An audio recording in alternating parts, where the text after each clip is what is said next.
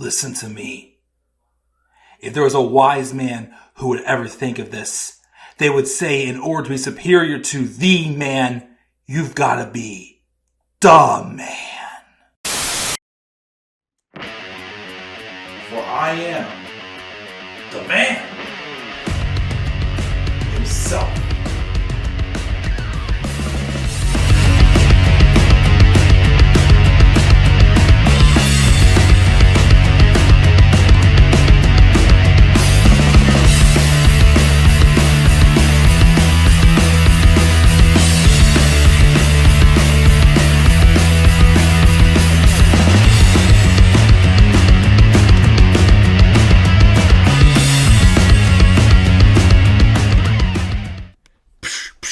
Created enough in 95. Go on to keep your wax alive. Or feel the power. Oh. Some addicting songs Big E has had in his career.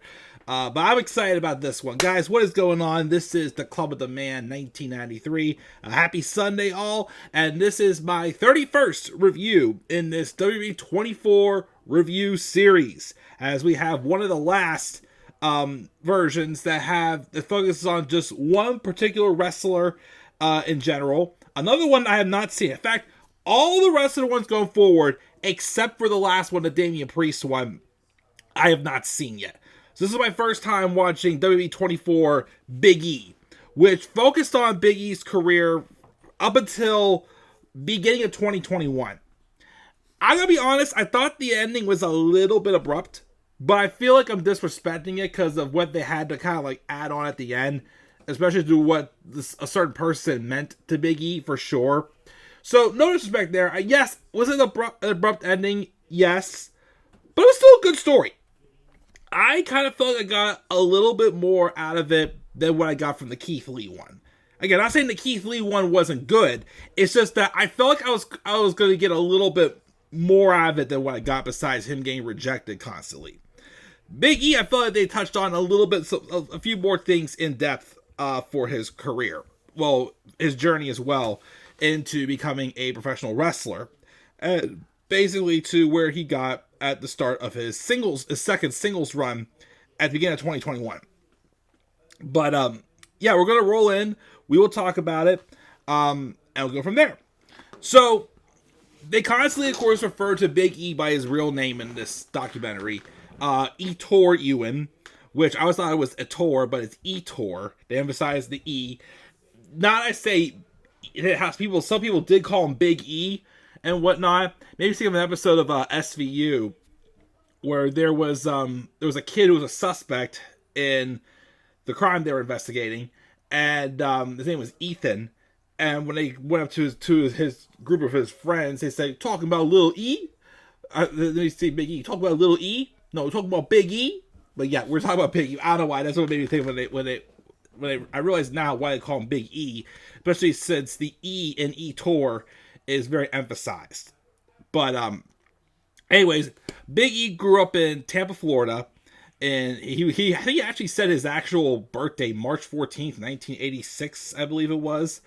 And he mentioned how he did attend church a lot because his father was a preacher, which is where he feels like he did get like his energy that he expresses in his character, and just in general about how he became who he is. His dream, though, was always to play football. Although he didn't get to play football, I believe, until his senior year of high school, I think it was, because he went to Tampa Prep School, and Tampa Prep School didn't have a football team. He did watch some wrestling, which is what made him kind of get into wrestling younger. He mentioned how he watched some WCW, and Goldberg was definitely his favorite wrestler. He did do wrestling, since again he couldn't do football, and I believe he won a state championship, I believe, as a junior. When he was a freshman and a sophomore, he admitted that he was not that great, but he definitely like got the built more going into his junior year, and that's of course when people started calling him Big E, and that's when he kind of like turned things around, and he became a state champion. And then his senior year, There was another high school called Wharton High School or something like that. It was just a regular public high school. He transferred there so he could play football. Because, again, his dream was for him to play football.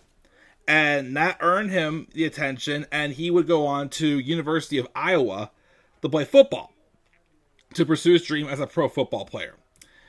Well, unfortunately, that didn't go so smoothly because he had injury after injury after injury after injury, to the point where he said, okay, I love football, but I don't think football loves me as much as I love football. So he stopped football, and he just finished off to get his bachelor's degree. And I believe he did stay also to get his master's as well, I think. And during that time, obviously, because they interviewed like his some coaches and trainers saying he was still trying to figure out him. Like, where is he going in life and whatnot? What does he really want to do for a career now that football was off the table? Well, I guess someone who knew his trainer, Mike Dougherty, I forgot what the relation was. He was flying one day, and he met Jim Ross on the plane. And he noticed that Jim Ross was wearing a University of Iowa attire or something like that. And they just got talking, and they said, hey, if you ever know of anybody who wants to be in the WWE, feel free to reach out. And I guess he talked to the trainer, and he thought that that'd be an idea for Ettore. Big E. I heard Ettore so many times, so I kind of like got used to the thinking of him as Ettore the past like 48 hours since I watched this documentary. But that's when they did run it by him, and he was for it. Like he said, it was kind of like an opportunity that just fell out of thin air, but he took advantage. Had a tryout, got signed to a developmental deal by FCW in 2009. And of course, again, he was still trying to, develop a character. Like, I know he was trying to do, like, the comedy side and whatnot, because he just felt that energy was him. I think the favorite promo he attempted was he pretended to be some guy named Wendell, who was basically kind of like another Steve Urkel. Very nerdy and, just goofy, but then when it was time to get serious, he was explosive, basically, is what he was going for. There was something also, because at the time, before NXT, FCW was on its own little island. Like, no one, like, it wasn't, like, followed like NXT is today. Even, of course, before it got on live TV and it was on just on the WWE network once a week. So it wasn't really, like, they weren't really knowing who these guys were. So, around this time, John Cena, because they also talked about, during the time he was in FCW, he also started working on, like, a powerlifting career as well. They shadowed over that, too. I forgot to mention that. So he was a powerlifter. And John Cena, I guess, challenged him to try to break the record for the largest lift or something like that. I can't remember what exactly it was. But it was a 575-pound bench press he challenged him to. And Roman Reigns, actually, was his spotter. And Cena said, if you can get this, I will put this in the documentary. I guess at the time he was filming a documentary with The Rock or something. And he did it. He accomplished it. It was cool to watch because everybody there was like super supportive and super happy for him and whatnot. It was nice to see for sure. So that happened there as well. So, popular guy, seeming to get around, was getting very over in NXT, of course, with the 5-count gimmick that he had. And then not too long later, there were the rumors rolling around about him, Roman, Seth, and Ambrose getting called up. And they all, because even Seth Rollins has said in interviews too, that they thought at first like the four of them were going to be together in like a group of 4. But then of course they were told, no. It was the 3 Shield members doing their own thing and Big E was doing a separate deal. Well, and this was fashionable Vince McMahon booking at the time. Big E was still, I guess, a babyface in NXT with the 5 gimmick. But he was on the main roster as a silent heel bodyguard for Dolph Ziggler. This is during a time when Dolph Ziggler was Mr. Money in the Bank, and he was feuding with John Cena, and Cena was having a fling with AJ Lee, and then AJ cost Cena that match at TLC, and became Dolph Ziggler's squeeze and whatnot. And Big E was just basically the bodyguard. So yeah, classic booking where Vince has done where, like, they're a face down in one show, but a totally different villainous character on the other show. Awkward. And what E emphasized, though, also was, for a while, that's all he was really seen as. Was just, like, a silent, like, big man, basically with no personality. But we all knew that he was talented. They didn't mention this, though, but Big E was the second ever NXT champion whenever they moved the show from FCW to NXT. And he dethroned Seth Rollins.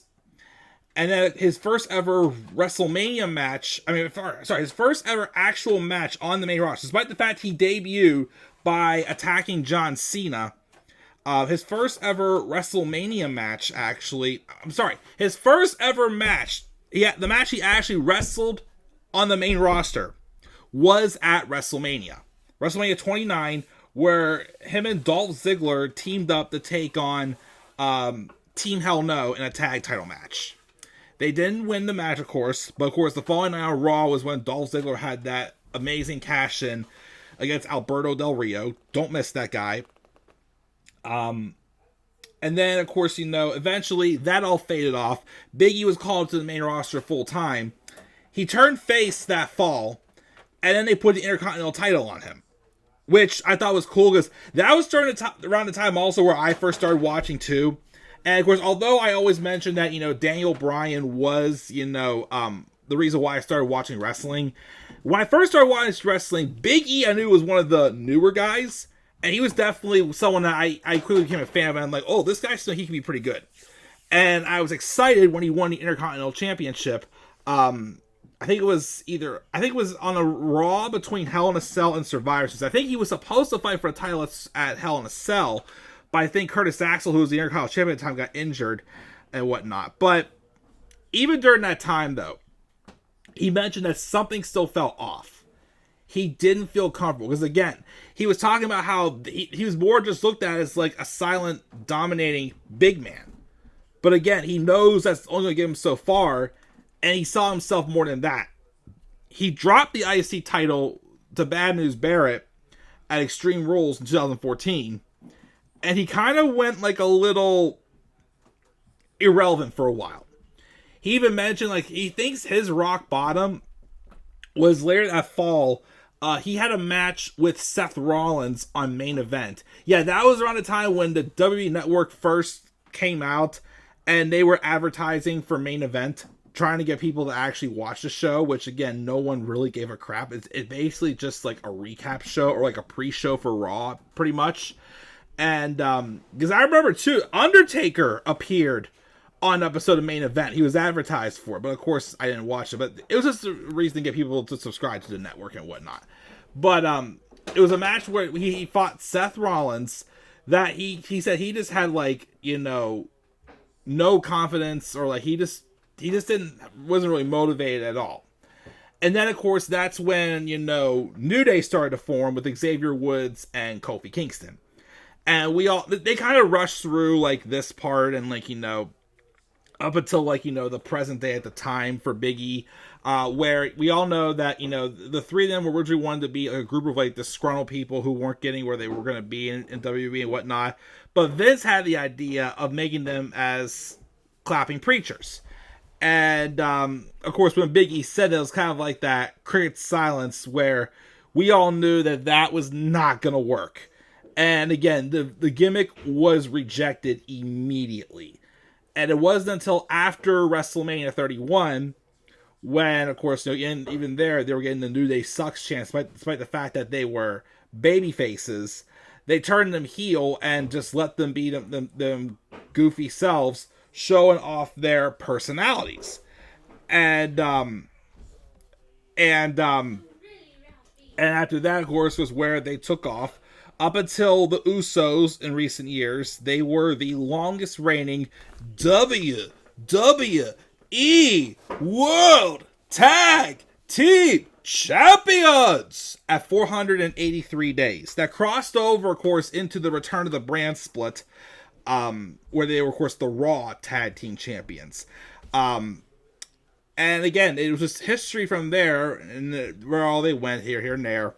They talked about some other, like, other things that, the New Day did for different things going on, outside in the world, and like other things that was trending in the cultures and whatnot. Schoolhouse Rocks, and how that all came together and such. So obviously, again, New Day was really what ignited both their careers. Of course, though, there came the time where, again, everybody knew that, okay, and even Kofi mentioned in this documentary that people were saying for the longest time that New Day's done all they can do, blah, blah, blah, this, and that. That's my wife in the background. And there came a time in the summer of 2020 where that's when Xavier Woods was out with his Achilles injury, and Kofi had suffered injuries. He was going to be out for a few weeks. So there was a segment on SmackDown where it was like, okay, you have some time to yourself. It's your time to shine, Big E. And what I liked, and this even kind of changed my mind a little bit too. I remember during this time, because for the longest time, me and my friends were all saying, we all know Big E has singles potential. And, but they felt, I myself was saying this too, he needed to get away from, goofy New Day and be serious. Probably because it partially was because we just wanted something different. But even Mark Henry said it too on a podcast. But like Big E said, them being their own individual selves is what made New Day. So really, he didn't have to be serious. He could still be, the comical act he was, but, he got serious at the times when he was supposed to be serious. Now that he said that, it's like, for years, I've always said what makes a good character in professional wrestling is if they're just being themselves. They present us a uniqueness in themselves. So, that's where when I saw that, I'm kind of like, I was wrong. And Mark Henry even said it too on the podcast, on the in the documentary as well when he was interviewed and whatnot. Like Big E just still had to be just him, because him being the comical character, goofiness and whatnot, that's Ettore Ewen in real life. So sticking with that was the best route for him to go. And I remember I thought that run got off a little bit flat. But then, of course, I remember it was a Falls Count Anywhere match he had with Sheamus that fall. That I think that I was like, okay, here he goes. Now he's really cooking and whatnot. And of course, obviously, we were all pushing for him to immediately get a singles title. And he eventually won the Intercontinental Championship on Christmas Day in 2020. I can't remember, though, for sure if that episode was recorded ahead of time or if it was live. But either way, it was still a great moment. And that SmackDown, I remember, got about like 4 million viewers, I think. It was one of the highly watched episodes of WWE television in a long time. So, hey, come on. So when that happened and like the whole thing, like everybody celebrating it back, I'm like, oh, this would be the perfect ending to it. But then they went on just a wee bit longer. So something else I forgot to mention earlier on was what also led to Big E getting motivated during that time in 2014 where the push kind of slowed down for him before he formed New Day. Somebody that kind of like got him motivated again was a pep talk with his good friend John Hubert, which we all know as Luke Harper in WWE and Brody Lee elsewhere. The day after Big E, well, the episode, I can't remember if it was live or if it was pre-taped, but the day after Christmas in 2020, when he won the Intercontinental title for the second time, Brody Lee passed away. He passed away from, I forgot what the illness was called in the end, because I remember it was just for the longest time, like nobody could figure out what exactly it was that Brody Lee had. And they were very quiet about it during the time he was gone. Again, I just thought he was gone because of an ankle injury at the time. But, of course, that was not the case in the end as he passed away. I think, here's the reason why I think that Christmas episode was pre-taped, because apparently they didn't talk about the documentary, but I think Big E was one of the last people to see him before he passed away. Like, when they knew he was going to die, and he went and saw him before he died. And obviously that hit Big E hard. And I think it was at the Royal Rumble, when they were in the match, they had gear made to honor his memory. And again, I know it really struck him hard. And then it ended also with something with him getting his hair cut at some barbershop. And then it just ended, the documentary. So, like I said, I personally understand why they added in, like, you know, the John Huber part. Again, he was definitely a great friend of Big E's, and definitely, again, someone who helped him, like, kind of get motivated again when he felt that his career was in the dumps. And them doing the barbershop thing was probably just to try to end on, like, a happier note in some ways, because he mentioned something like that, you know, I'm still happy about where I am in life and this and that and whatnot, which good. If it was me, though, I would have personally ended it after he won the IC title, because that was like a full circle moment at the time for him. This wasn't filmed up until, had it would have filmed, of course, up until he won the world title a year later. Okay, but this was before he won the world title. So they obviously had to probably throw something in there to make it sound a little bit more happier at the end with the barber thing. But again, they couldn't leave out the John Huber stuff.